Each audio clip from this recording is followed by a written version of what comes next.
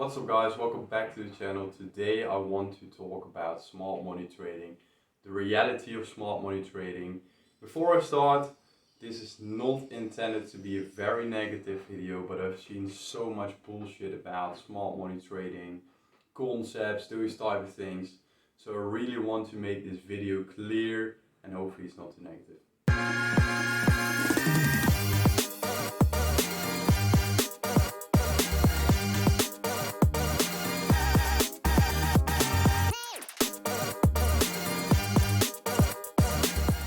Alright, so I want to discuss a few points with you about smart money trading and smart money trading concepts. So point number one is that it's just a retail trading method. And a lot of people call it institutional trading, trading with the banks, trading like a bank, but it's just a retail trading method. This is not how banks or big firms trade.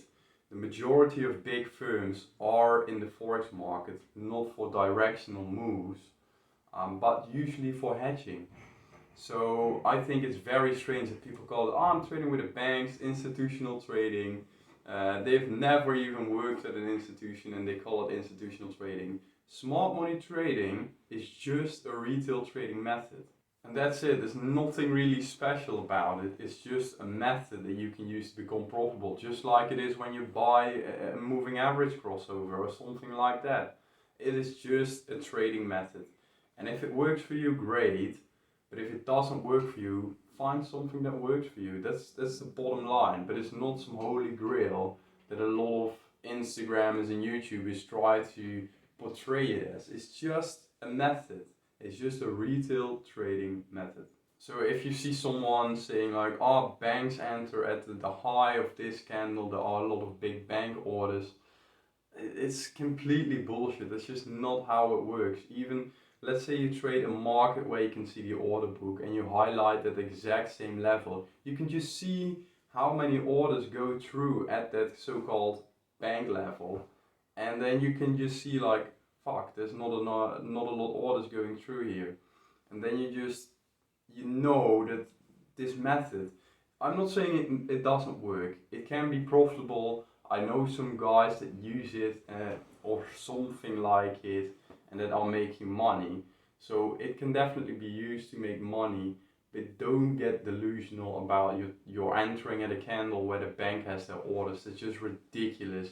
It doesn't work like that. So please, be realistic, and when you see these things on YouTube, take it with a few grains of salt, maybe a bit more, because be realistic guys, you're not trading at a candlestick where a bank is entering. That's just ridiculous. Another thing that I see a lot is these ridiculous big risk to reward ratio targets.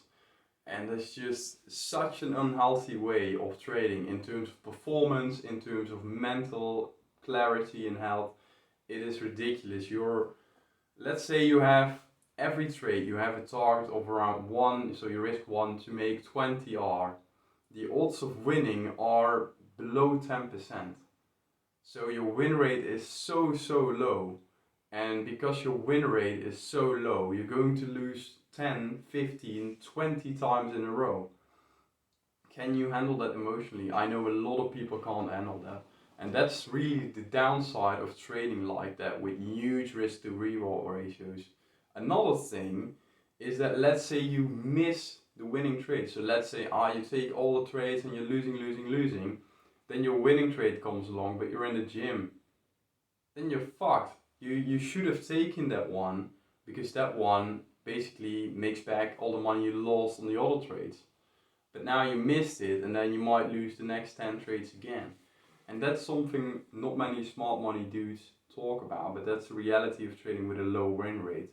Another thing is that if your stop loss is very tight and you get slippage because of news or anything like that, the impact is way bigger. If you have a 5 pip stop loss and you get 10 pip slippage, you basically lose 3 times as much as you normally want it to. However, if your stop loss is 50 pips, and there's a 5 pip slippage, that's just 10% increase. That doesn't really hurt you, but losing 3 times as much as you initially wanted to that can really hurt you, and that can put you into revenge trading, and then it all goes to shit from there basically. So I always tell people it's ridiculous to aim for such high targets. If you're trading huge size, that will never work because you will always get slippage. And if your stop is too tight, you will lose so much money in the long run because of that slippage. So that's also another thing not many people talk about. I think it's a very unhealthy way of trading. We as humans, we don't like to lose a lot. If you lose 5 times in a row, you need to be fucking disciplined to take the 6 trades knowing there's a 90% chance of you losing again. And then the next one, and you should keep trading the same way if you want to be consistent. And that's just very hard, and that's why you can use certain concepts in smart money trading. They are kind of like supply and demand, but made a bit more fancy, some fairy dust on it and those type of things. You can use some concepts of smart money trading. I use liquidity in my trading, and I've been using that for so long before the smart money stuff came around. But it's useful. It is useful. I also use the Wyckoff method. It is useful, and I've been using it for well over 5 years, again before all the smart money concepts came along and basically overhyped it. I use the Wyckoff method, and I don't get a 1 to 20 risk to reward. I get a 1 to 1.3, 1.1 to 1.2 with the Wyckoff method. That's realistic trading. Maybe you get a 1.1 to 2 or 1 to 3. That's realistic, but every time aiming for such a big target is just going to harm your performance. And then you're basically betting on one trade, hoping it will make up for all the losers. It's not a good way to trade. Keep it simple and just make sure that your risk reward is in line with a win rate that fits with your personality. I like to win more often than I lose, so I have a higher win rate, and my risk reward is a bit lower than what people might like. But I don't care because it makes me money, and it makes it easy for me to follow my plan. If I lose 3-4 times in a row, which still can happen with a higher win rate, I don't freak out. And I don't like to lose 10-15 times in a row and then get one big winner. That doesn't fit with my personality. And that's something you need to figure out for yourself. But all in all, I think smart money trading, the way people show it on the internet, is complete bullshit, useless, and you should investigate it if you like it.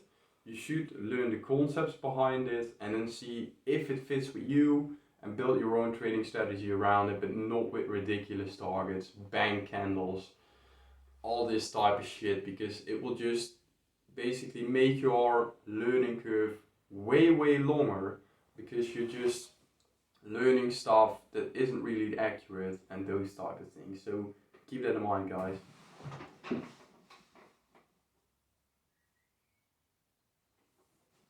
Another thing I want to add is that it's really subjective and complex. And I've said that before on this channel. Keep your trading as simple as possible. The more complex it is, the harder it is to trade, the easier it is to make mistakes, the harder it is to backtest, the harder it is to improve. The list goes on and on. The more complex it is, it's just the harder it is to make money. And smart money trading concepts are quite complex if you use them all. Now, I haven't done a smart money course, so I don't use them all, I don't know them all. But from what I've seen, it's like, you get a bias on the D1 and the weekly, and then you go to the hourly time frame and you look for this price, and then you get an order cock there, and then this order cock on the M1, and it just gets so messy and so ridiculous that it's so hard to, if you take those trades and you look back in your journal, and it all looks different, it's so hard to improve. And that's essentially why you become a better trader in your journal when you're learning. And the easier your method is, the easier it is to improve that. So I think it's too complex. I've also mentored some people that learn smart money concepts, and then I'm like, Jesus Christ, you're looking at way too much. Ditch half of it. Just analyze what you like, ditch half of it, stick with what you like, and then from there we build your trading edge. And the other thing is that it's quite subjective, and that also makes it harder to backtest and to get us some data about the performance. So basically, to conclude this negative video about smart money trading, but hopefully you guys liked it and have a bit more realistic approach. It is overhyped. Smart money trading is way too overhyped, but it does sell courses, so that's why it is overhyped. You're not trading at bank candles, it's a retail trading method. Keep that in mind, you're not an institutional trader, you're just behind your computer at home trading, and it makes you a retail trader. You're trading your own capital or whatever. The next thing is, it's usually too complex, too subjective to really make it a viable strategy. And if you see these huge risk to reward ratios on the internet, just ignore these guys. It's ridiculous. They don't make money trading. I bet everything on that. Every cash, money, all the money I have, I want to bet on it. But these guys don't make money in the long run. That's just how it is. It's ridiculous to trade with huge targets. Not healthy, and it's a hard way to make money. So I guess the lesson is here: be realistic, keep it simple. If you want to use the concepts, look at what you like and understand, and then build your own edge around it with realistic win rate and a realistic risk to reward ratio. So that's it for today, guys. If you have any questions, comment down below, and then I'll see you in the next video.